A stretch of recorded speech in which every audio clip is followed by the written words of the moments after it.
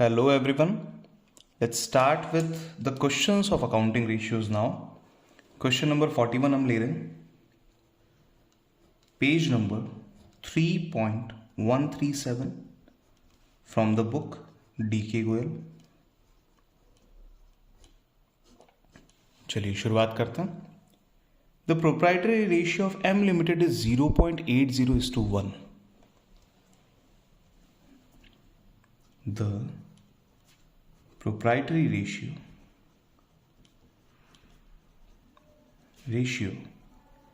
is 0.80:1. So the assumed data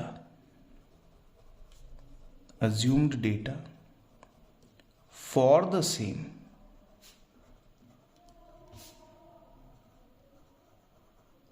are. Proprietary ratio के formula जो होता है उस फॉर्मूला में क्या क्या वैल्यूज आएगी तो हम लिख लेते हैं. पहले फॉर्मूला लिखते हैं. Equity divide by total assets equal to ₹8 lakh is to ₹10 lakh. इस तरीके से हमने एक अज्यूम्ड डेटा यहाँ पे ले लिया है कि ये जो डेटा था इनके रेशियो का जो डेटा था वो हमने अज्यूम किया है 8 लाख एंड 10 लाख ताकि हम क्वेश्चन को अच्छे से कर पाए. अब बढ़ते हैं आगे. फर्स्ट क्वेश्चन में आपको रिप्लाई देना है. क्या देना है देखते हैं. स्टेट विथ रीजन के साथ बताइए whether the following transactions will increase decrease और not change the proprietary ratio. इन ट्रांजेक्शन की वजह से और प्रोप्राइटरी रेशियो बढ़ेगा घटेगा या कोई चेंज नहीं होगा. तो शुरुआत करते हैं. पहला, obtained loan from bank ₹2 lakh payable after 5 years. Number 1, obtained bank loan will definitely increase the amount of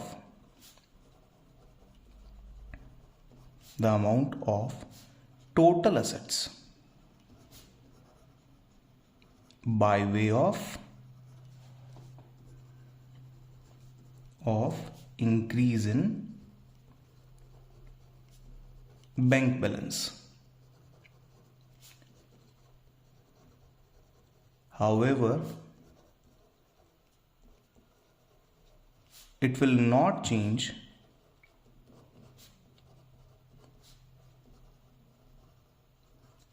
the equity value.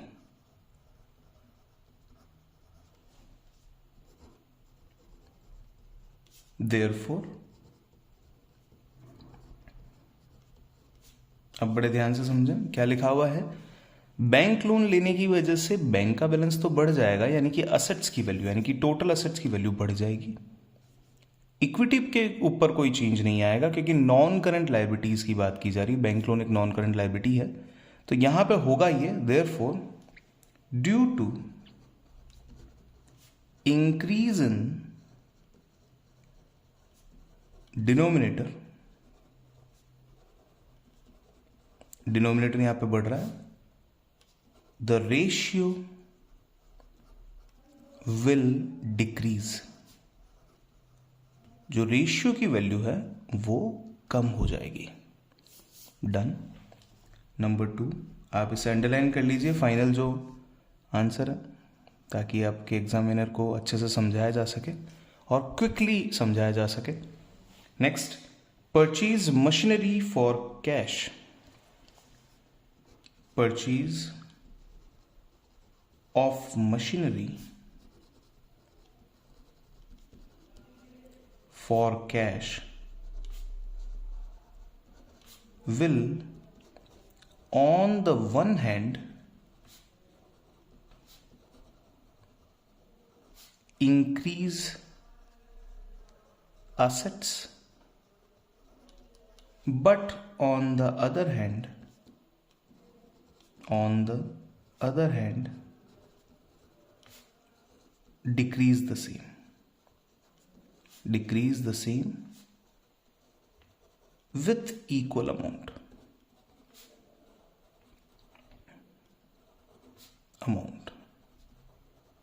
Hence,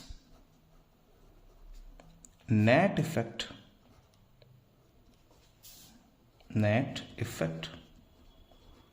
on total assets will be 0. Assets will be 0, and therefore the ratio will not change. Full stop. The ratio will not change. Third का answer लिखता हूं. Redeemed 5% redeemable preference shares. देखिए, preference shares part of equity है. Redemption of preference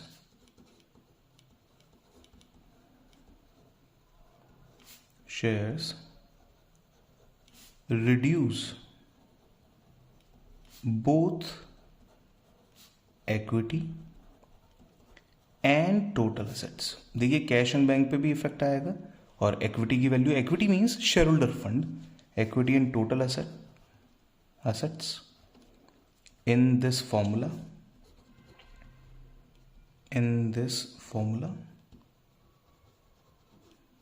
and assumed revised value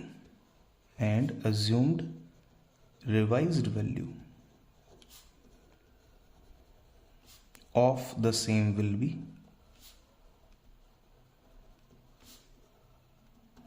be कैसे revise value निकलेगी?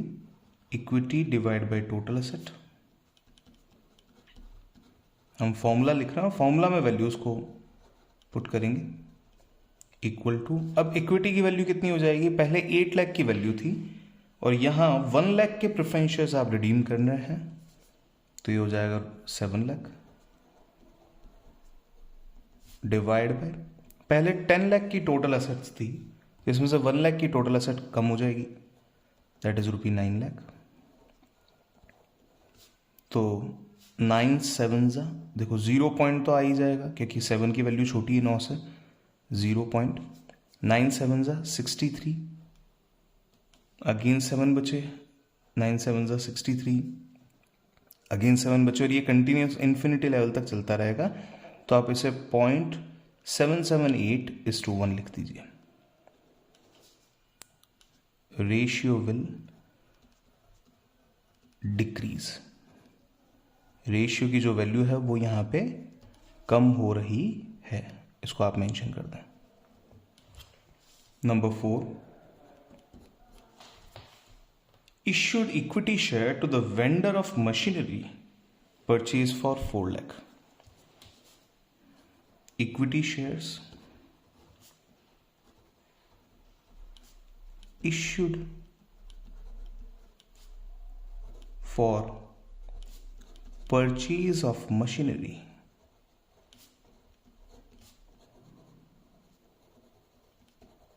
मैं वापस पढ़ लेता हूं क्वेश्चन को. Issued equity shares to the vendors of machinery purchased for 4 lakh. 4 lakh रुपए में आपने मशीन खरीदी, उसके बदले में इक्विटी शेयर इश्यू किया. Will increase both the equity and the total assets. दोनों ही चीजें इससे बढ़ेगी. Full stop. The revised value bracket में मैं लिख देता हूं, अज्यूम्ड है, हमने केवल डेटा अज्यूम किया है. Assumed will be equity divide by total assets. अब हमें दोनों वैल्यूज को बढ़ाना है. नई इक्विटी इशू किया है और मशीनरी को भी हमने इंक्रीज करना है. यहाँ पे तो 8 लाख में आपको 4 लाख रुपये का एडिशन करना है, that is rupee 12 lakh divide by, अब आपको 10 लाख में भी 4 लाख का एडिशन करना है, रुपी 14 लाख। अब आंसर आपको देना है। आंसर के लिए आपको चाहिए टेबल। देखिए 14 की टेबल अगर आपके पास में बनी हुई होगी, कंस्ट्रक्ट होगी, तो आप जल्दी आंसर दे पाएंगे। तो ये है 12 लाख, ये है 14 लाख। मैं 14 की टेबल बना रहा हूँ। 14 का मतलब होता है 10 + 4, ठीक है। ये रफ वर्क मैं यहाँ पे कर रहा हूँ, आप चाहें तो एट द बैक साइड कर सकते हैं इसको। 14 की टेबल का मतलब होता है 10 + 4 की टेबल आपको बनानी है। तो हियर इट इज 14। मैं सीधे आंसर्स बोलूंगा। आंसर्स मतलब जो फाइनल रिजल्ट्स आ रहे हैं, मैं पूरा प्रोसेस नहीं बोलता हूँ कभी। जैसे मैं ये नहीं बोलूंगा 14 + 10 = 24 + 4, ये नहीं। मैं सीधा आंसर बोलूंगा। ध्यान से देखें, 14, 24, 28, 38, 42, 52, 56, 66, 70, 80, 84, 94, 98, 108, 112, 122, 126, 136, 140। ये हो गई मेरी 14 की टेबल कंप्लीट। बहुत ही क्विक तरीके से हमने 14 की टेबल को कंप्लीट कर लिया है। तो अब आए 14, 120 की अगर मैं बात करूं तो 1, 2, 3 यानी कि 8 टाइम्स, तो 0.8। फिर 120 में से 112 चले गए तो 8 बचे, तो हुआ 80, यानी कि ये हो जाएगा 5 टाइम्स। 8, 0.85 हो चुका है। नेक्स्ट अब था हमारे पास में 10 बचा। 10 तो 1 0 कैरी हो जाएगा, तो 98 हम ले सकते हैं। 7:1 ratio will increase, full stop. मुझे तो ऐसा लगता है कि अगर आप इस 14 की टेबल को यहां पे भी बना के और उसके बाद में इसे कट कर देंगे, इस तरीके से आप इसे स्ट्राइक आउट कर दीजिए, तो भी मुझे नहीं लगता है कि आपके मार्क्स में कहीं कोई कमी होगी, बल्कि काम थोड़ा जल्दी ही हो जाएगा। क्विक रेस्पॉन्स आपको मिलेगा, आपके रिजल्ट बहुत जल्दी आएंगे और डेटा को सॉल्व करना आसान होगा। इस पैटर्न पे अगर आप क्वेश्चन को सॉल्व करते हैं तो आप एक स्टैंडर्डाइज टाइम पीरियड में इस क्वेश्चन को सॉल्व कर पाएंगे और बहुत अच्छे तरीके से। देखिए एग्जाम में हर क्वेश्चन जो है वो लेंदी नहीं होता और हर क्वेश्चन बहुत जल्दी भी सॉल्व नहीं होता है। जिस क्वेश्चन को जितना टाइम आपको देना चाहिए सही तरीके से, उतना टाइम आप ज़रूर दें और आपका डेटा ज़रूर शो करें। इन्फॉर्मेशन कोई भी छोड़नी नहीं है एग्जाम के लिए, और काम आपको कंप्लीट करना है। प्रेजेंटेशन आपको पूरा रखना है, कम्युनिकेशन बराबर करना है। ये सब रिटन कम्युनिकेशन का पार्ट है। तो आप समझा पाएँ, आपके जो एग्जामिनर हैं उनको आप समझा पाएँ कि हाँ ये चीज़ इस तरीके से कैलकुलेट हुई है। Thank you so much for watching this video. अगर आपको लगता है कि ये वीडियो आपके काम की थी और अगर आपको लगता है कि किसी और के भी काम आ सकती है, प्लीज़ शेयर द वीडियो। अगर आपको लगता है कि वीडियो अच्छी थी, मार्क्स आ सकते हैं, वीडियो को लाइक करें, चैनल को सब्सक्राइब करें और आगे से आगे शेयर करते रहें। इसी तरीके से हमें मोटिवेट करते रहें ताकि हम नेक्स्ट वीडियो बना सकें। Thank you so much.